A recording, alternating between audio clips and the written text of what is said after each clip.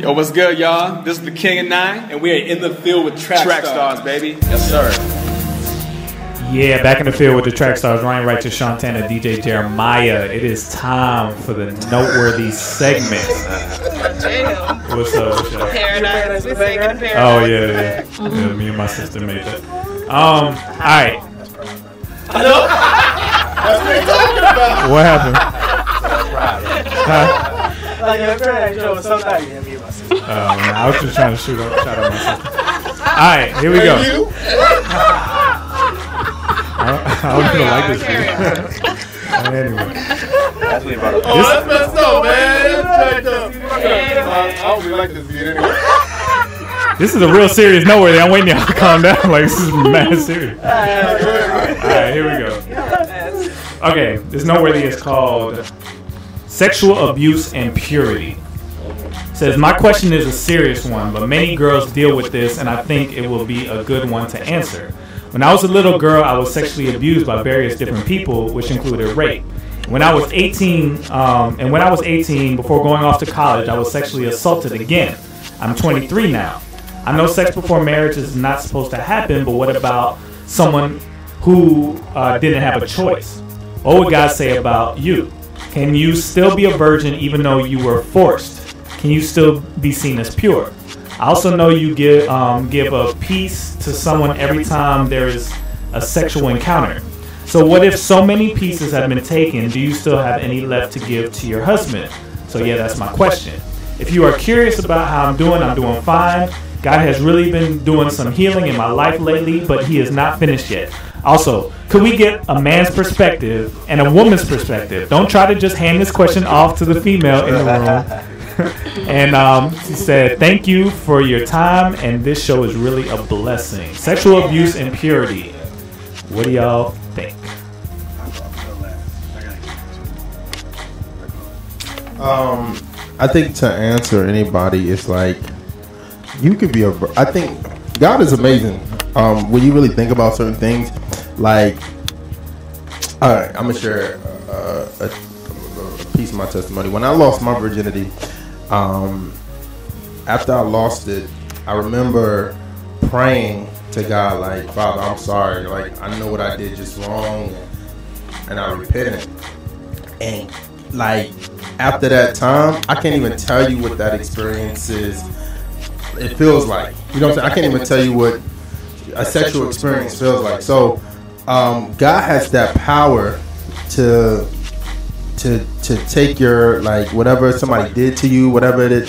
He has that power to erase that whole thing, and you could be pure in heart. You could be pure even when you've been raped or whatever. You know what I mean? He has that power to take those situations and still want somebody to be in love with you, you know what I mean? And if you trust him, I think that's the number one thing, is trusting him to the point where you like, okay, God, I'm going to trust you regardless of what happened to my past. I'm going to trust you with somebody to come in my life to be even intimate with. And if you trust him with that, I really believe that he could make that enjoyable for you, because it almost sounds like, even if she got married again, it almost, I don't know, I may be taking that context, and hopefully I'm not, but it almost sounds like she's nervous to get in a relationship with somebody because of her past and what somebody's done to her. You know what I mean? So I'm thinking, like, if you just trust the Lord, He will erase those memories and those situations with you, so that you can trust somebody with your body again. First of all, I just gotta say sorry, man. That sucks. That sucks that you had to go through that, and that people would take advantage of a young girl like that. I mean, there's no excuse for that. And I think the hardest thing for you is, before you even worry about the sexual stuff, is just finding peace and releasing all the bitterness that you may have. That's probably the first step in all of this.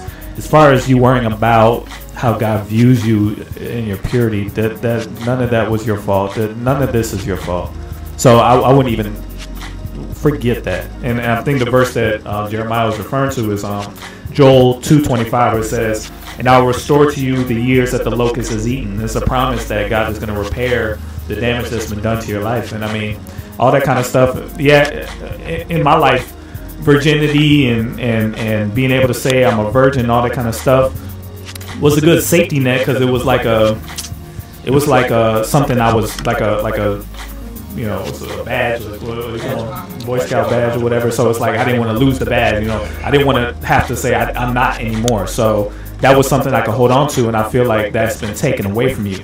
But that's something that it doesn't matter what you call yourself, a virgin or this or that. The point is are you pure now? That's all God cares about, is what are you doing right now. It's not about what happened yesterday. It's not about what happened to you or something you participated in yourself. It's all about what are you doing with your life right now, and that's the biggest concern. So that's why I started with the forgiveness and the getting rid of the bitterness, because I don't want any of this to cloud your idea of what sexual relations are and godly sex from here on out. And I pray that He repairs that viewpoint that people stole from you. And then again, I'll probably get into it a little bit later too, but this is something I suggest to you. This it's a video series. I always bring it up anytime somebody asks me. It's a video series called Song of Solomon by Tom Nelson. Y'all hear me say that a lot. I promise you, go find this. There's a podcast on iTunes. If you look it up, you can find it. And he basically walks you through the Song of Solomon and how God could repair. The young lady in Solomon felt, it's definitely not the same, but she felt like she was unworthy because her brothers made her work in the field, and she felt her skin was damaged by the sun, and you know, her hands were damaged and all this kind of stuff, and she felt worthless as well. And just how God was able to make her the wife of a king, you know what I mean? Like, and that's who you will be. That's who you are. You're the daughter of a king, and nobody can take that. You see what I'm saying? So just know your value in God's eyes, and try to find peace in the past that you have, and use that as a testimony to help young girls that aren't fortunate enough to know who Jesus is and to have the peace of God. Use that experience to turn around and help girls who don't know Jesus, that need to know Jesus, to be able to make it through something like this. That's my advice for you.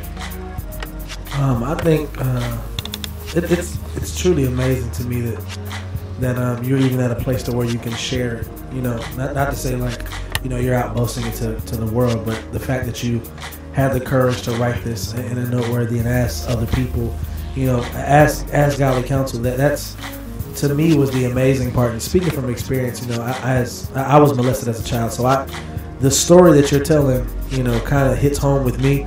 And, you know, just that's a part of my testimony. I think what Sean was talking about is very key.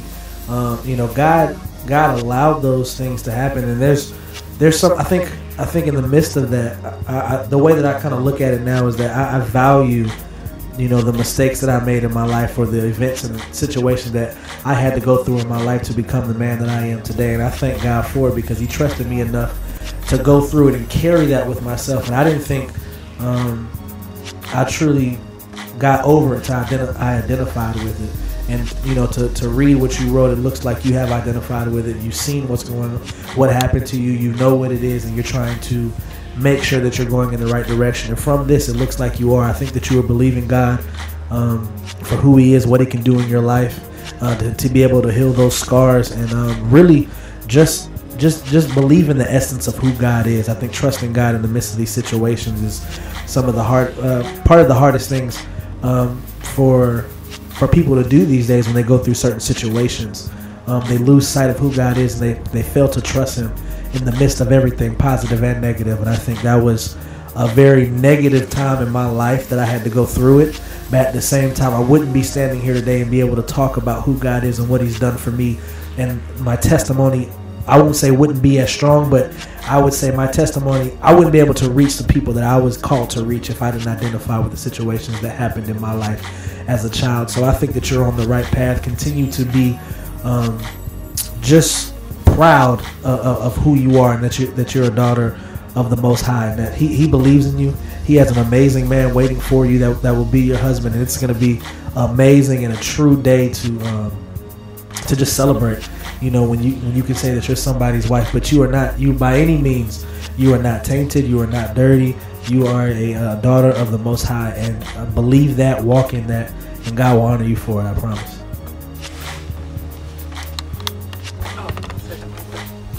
I just thought it was important for you to hear from these awesome men of God, first and foremost, because sometimes it seems like, you know, almost like a fairy tale that there are true, genuine men of integrity and valor who actually will treat you as a woman of worth and as a daughter of the King. But I want to let you know they exist.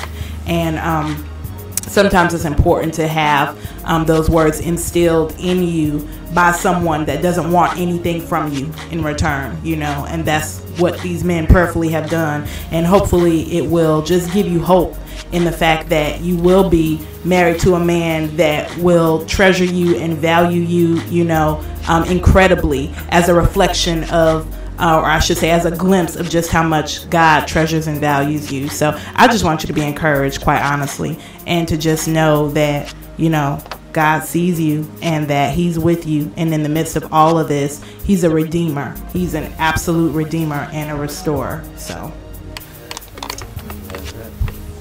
Yeah, man. So I hope that helped, man. There's gonna be great men that are gonna come into your life, and I promise you, no matter what your history is, the man that God has planned for you is gonna see you for who you are. Gonna see the little girl in there that was taken advantage of and be able to nurture that and give you what you need to be able to heal from that. Hopefully you can find a lot of this healing before that happens, because I would say that's a goal of yours, is to make sure you get healed so that you can be as strong as you can before you go into a marriage.